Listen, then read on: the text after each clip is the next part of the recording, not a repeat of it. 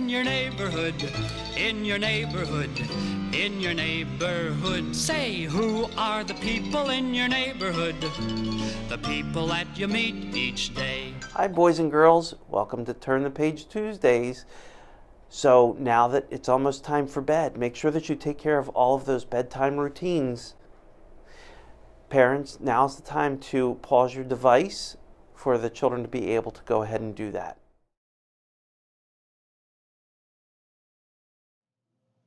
Hi boys and girls, so today I am at the Oxford Karate Institute right here in the Redner Shopping Center, and I am here with Master Fisher who owns the Oxford Karate Institute. Master Fisher, how are you today? I'm super. Thanks for coming by. Thank you. Thanks for having us. Can you tell us a little bit about the origin of karate? Sure. So martial arts, it's originally perceived to start mainly in Okinawa, but it is more widespread. It kind of developed all throughout the world where in humble beginnings, folks developed a way to defend themselves. And throughout the years since those times, it has developed. It has carried on our style alone, which is called Tang Soo Do, which is a Korean martial art. It's approximately 2,000 years old. It's still taught in a very similar fashion as far as the basics of respect. And one of our codes is loyalty to country. Another is obedience to parents. So these are characteristics that are throughout the ages very, very important. Sticks with great things for society to understand, to help out of youth, teens, adult students. And along with it is the self-defense, the physical characteristics of martial arts that are also very helpful in this day. Do you know your youngest learner? Our youngest students, we have a handful that are around 4 years old. That is our youngest age that we start at is 4. And what's your oldest age? I often joke that if you're old enough to walk, if you're up and out of bed, you're old enough, you're good to come in and train. So we don't have an upper limit. We recently had a student that signed off on with us that was 64 years old.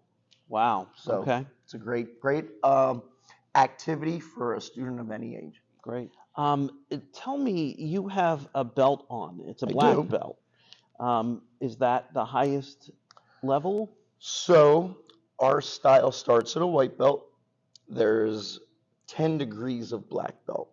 Okay. So currently I'm a 6th-degree black belt. Black belt starts at 1st degree and works its way up. Now in our style, our particular style of Tang Soo Do, we can go as high as 10th degree. Now 10th degree represents perfection. Since in theory no one can ever be 100% perfect, that 10th degree exists as a goal, something to strive for, but in reality something that we probably won't achieve because we're never 100% truly perfect. Okay. We have our belts that range from white to orange, red and blue, and then black, which is a great visual goal for a student to see of their hard work and effort. Right. And Master Fisher, both boys and girls That is can correct. take karate, Yeah, right? And do you have to know how to read to do your job? You certainly do.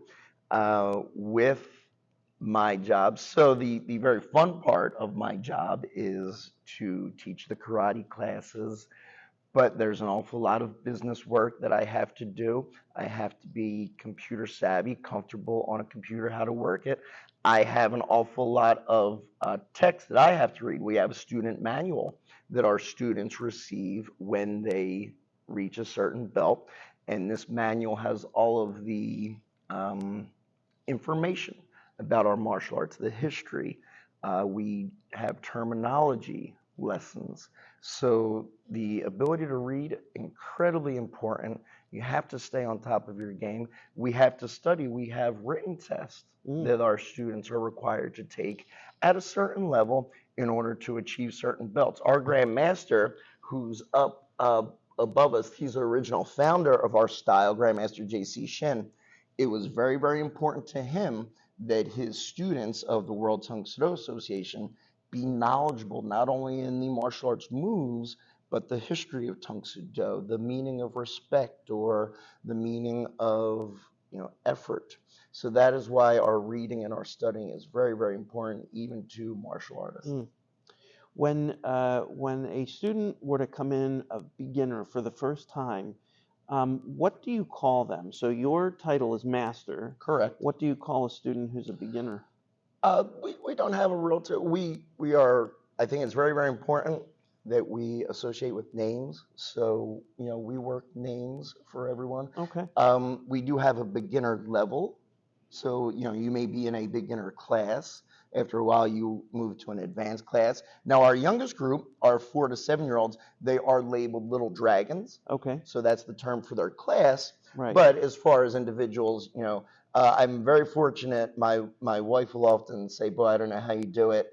I'm very lucky I'm able to remember names quite well. But I did read many, many years ago, going back to reading, I read something that said our name is something that we always have. Mm-hmm. So I feel the value in knowing a person's name and trying to remember their names as students as they come in. And we have a very first lesson is a private session. Okay. We'll tour our school. We'll go over some of the beginner martial arts techniques. We'll get our uniform. We'll make sure that the student is very comfortable and they know what's expected of them as they begin their martial arts journey. Okay.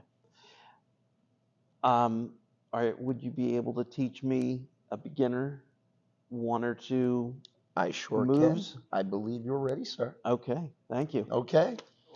Our very first move is all about respect. It's our karate bow. The reason why we do our bowing is to show respect to one another, the teacher and the student. So our first position, we're just going to put our feet together, our hands at our side. We're going to bow.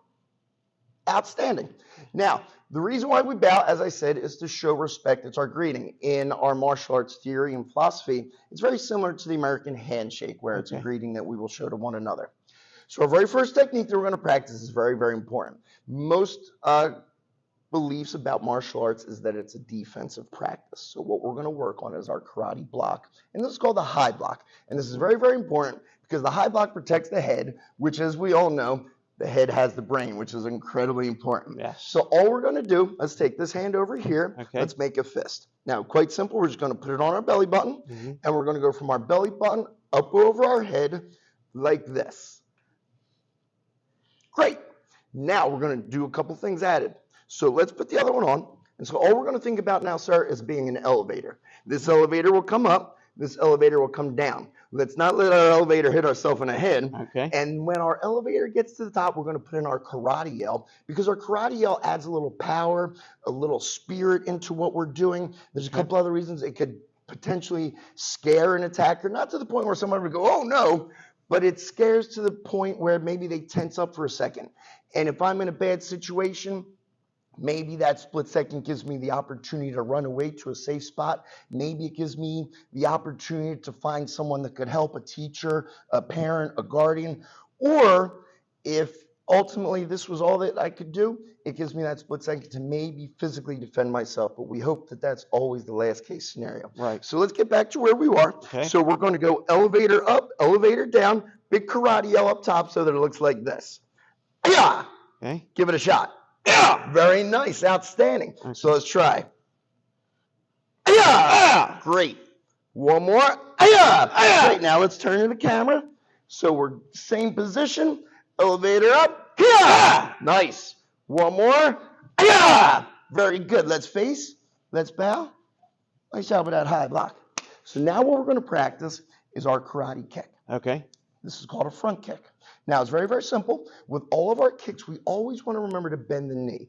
Bending the knee, as we call, is chambering. Chambering makes your kick stronger, faster, and also helps with your balance. So what we're going to do, quite simple, let's just face forward. Okay. We'll bring up our hands. So let's start with our left leg. Okay. Now, it's nice and simple. We're going to go knee up, kind of like we're stepping. Okay. Then it just extends, brings back, and then we're just going to put a little bit of speed in motion. So it goes, yeah. Okay. Give it a shot. Oh yeah, super. Okay. Let's try one with the other leg now. Okay. Because in karate, it's very, very important that a martial artist is comfortable on both sides. I know we all have a dominant side that we may right with, or we have a leg that we're kind of favoring. Martial arts goal, endeavor, is to be comfortable on both sides. So we got our hands up to protect, and it also provides our balance. So we're going to bring that right leg. Yeah. There you go. Let's try one more on each side. Okay. So let's go left leg. Okay. Yeah. Great. Last one, right leg. Yeah, yeah, super. Let's face each other. Let's bow. Congratulations, John. Well Thank done you on your very martial arts much. training. Thank Very you. good, Thank sir. you. Appreciate it. Thank Certainly. you. And boys and girls, if you're ever interested, Oxford Karate Institute is right here in the Redner Shopping Center. So we're going to be reading today The Three Ninja Pigs. This is one of my favorite books of all times. It is by Cozy Rosen Schwartz, and let's get right into it.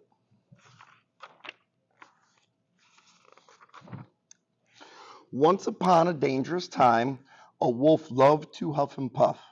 He'd go around town and blow houses down till three little pigs cried, "Enough." We've got to get rid of that bully. We're tired of letting him rule. We must put an end to this terrible trend. Let's train at that new ninja school. Pig 1 took beginner Aikido to learn a few basic techniques. He gained some new skills, but got bored with the drills and dropped out in less than 2 weeks. His brother, Pig number 2, took jujitsu and learned how to block and punch. When that wolf comes to knock, he'll be in for a shock. Hi-ya! I will eat him for lunch. The teacher said, "Excellent progress, but Pig-san, you must study more." Pig 2 said, "No way, sayonara, sensei. I'm ready to settle a score." Pig 3 chose the art of karate and rose bright and early to train. She got in a groove and mastered each move, the cartwheel, the crescent, and the crane. She balanced and blocked like an expert and practiced her lessons nonstop. By the time she was through, she could break boards in two by performing a perfect pork chop. For months, she persisted in earnest until she had paid all her dues. How happy she felt when she earned her last belt. I'll make that wolf shake in his shoes. Here's Pig 3 with her brand new belt. Soon after, the wolf paid a visit to the little straw house of Pig 1. "Stay out of my hut, or I'll kick your big butt. I'm telling you, you'd better run." The wolf took a giant step forward. "Oh yeah? Come and get me," he dared. Pig 1 made a fist. He swung, but he missed. I wish I had been more prepared. So that's a great story about Pig number 1, to always do our absolute best in everything that we do, our practice, our studying, if it's a sport, a music instrument, the subjects you folks are learning in school, do your best to prepare and study up. The wolf chased Pig 1 to his brothers and hollered, "Hey, pigs, let me in." Pig 2 yelled, "Retreat, or you'll suffer defeat by the hair of my chinny chin chin." One puff and the wolf blew the door down. Pig 2 did his best flying kick, but whoosh, the wolf dodged and the pig's foot got lodged. We've got to get out of here super quick. The chase carried on to their sisters. Pig 3 was outside in her gi. "I'm a certified weapon, so watch where you're stepping.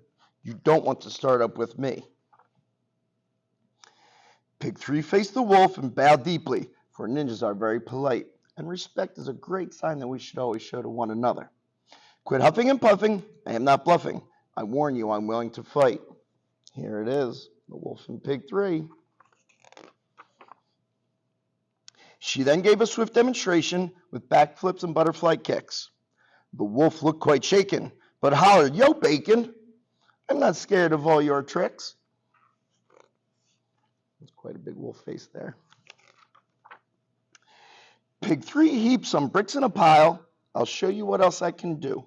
With my mighty Mac, she split the whole stack. Pig 3 said, "That could have been you." The wolf saw that he was outrivaled. He took one last lick at Pig 3. "I'd love to eat ham, but I think I should scram before she makes mincemeat of me." The brothers pigs high-fived their sister and watched the wolf vanish from the view. They cheered, "Ninjas rule.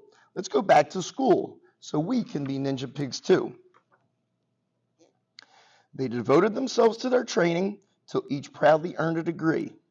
3 pigs full of mojo, they ran their own dojo, and life was forever wolf-free.